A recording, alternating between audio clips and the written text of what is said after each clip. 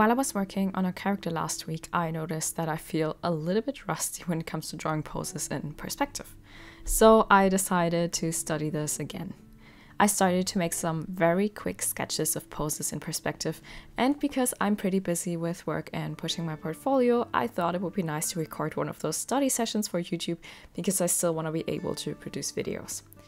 While I was drawing these, I was slowly dying because it was so hot in my room and even warmer outside. I am definitely not a summer person, I just love the winter and the cold season. But I still wanted to record the process, so I pushed through the heat and through dying because of heat. If you have something you feel rusty with, then I invite you to practice that specific thing while watching this video in the background.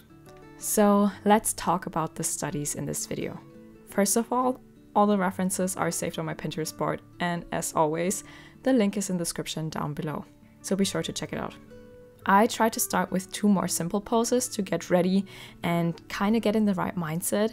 Because of the fact that I was melting while drawing, I struggled a lot with getting in the zone, and I really saw that in my art. I set very specific goals before going into this study session, and my goal was to think about the torso as 2 3-dimensional boxes.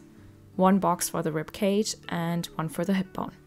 3D thinking is very important for drawing in perspective, and if you want to learn drawing poses in perspective, then trust me, you can't go around learning 3D shapes.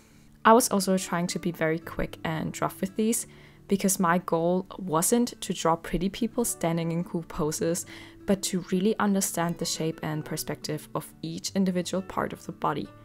I wanted these to be rough and only focused on what I wanted to practice. Sometimes I started with a gesture first and added the boxes afterwards, but sometimes I jumped in with a box first. I like to do that quite a lot.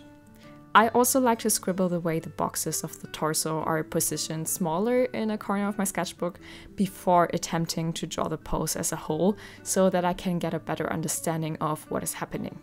I like to do that quite a lot when drawing a pose from imagination as well, because it helps me to wrap my head around a pose that I don't have a reference for. Another thing I like to do when drawing poses in perspective is that I like to really focus on the waist and how that is turned in perspective. This helps me to get a better understanding of how the body is turned. I don't know if that makes sense now, but I will show you a couple of pictures in a couple of seconds. It is also helpful for me to add the middle line of the torso to see what direction the individual parts are turned towards. Please don't use this video as a tutorial though. If you want to learn how to draw in perspective, go check out all the other artists that know what they are doing and that made tutorials on that topic on YouTube. I ended up filling 2 whole spreads with very quick sketches of poses in perspective.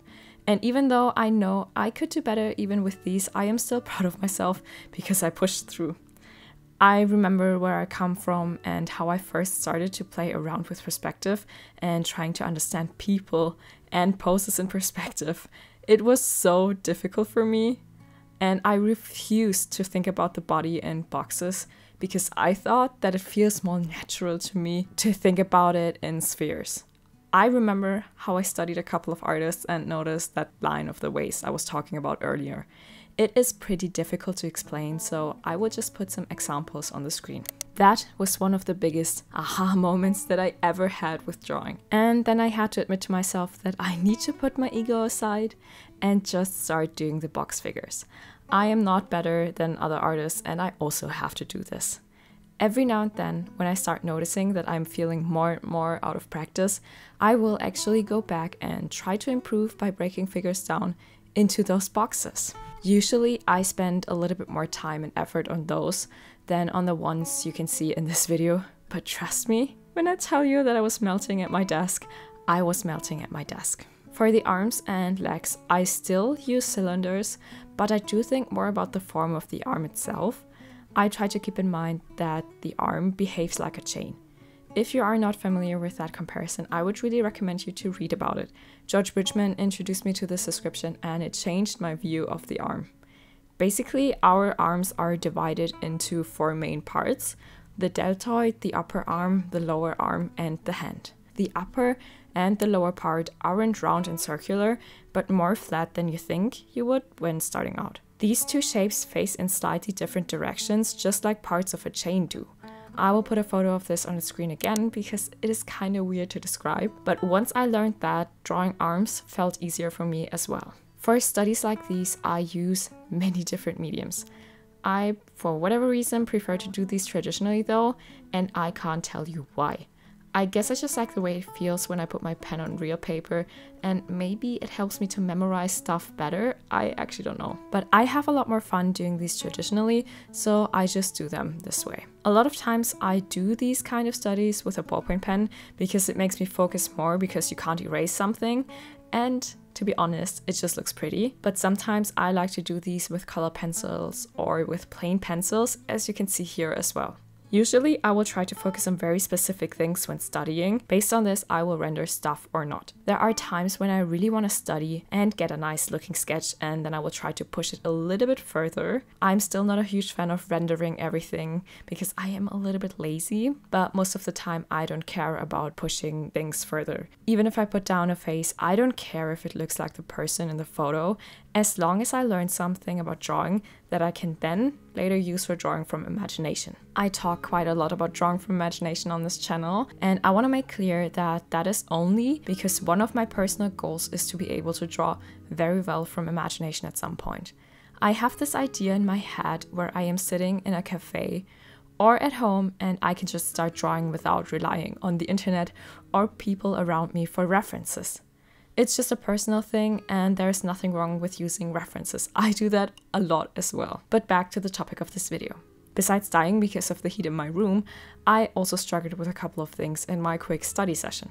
For some reason, I struggled a lot with getting the proportions right. I just felt off, and I know that some days just be like that. When I was almost done with the first spread, I wanted to call it a day, but then I felt motivated to do one more spread.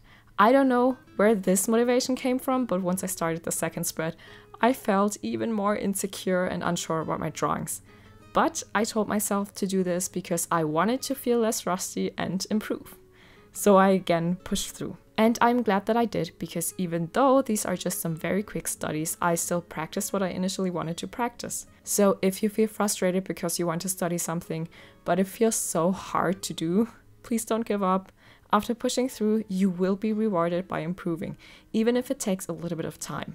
I felt so bad about my sketches that I put down on these 2 pages, but I try to remember the fact that these are A, quick studies, and B, only sketches in my sketchbook. They are part of my journey, but when I look back at them now, I don't think that they are as bad as I thought they would be. I feel less rusty now and more confident again. And also, I finally drew more in my new sketchbook and overcame the fear of ruining it, which creeped up on me over the last couple of days. While studying, I usually try to either listen to no music at all or music that is very calm. I have a playlist on my Spotify where I saved many instrumental sounds or soundtracks to movies or games. Sometimes I listen to these Pomodoro Method videos on YouTube as well that have themes like walking through a haunted forest or traveling on a pirate ship. And they are very well done and help me to get in a certain mood as well. And I will link that down below. Thank you for watching, and I will see you next week.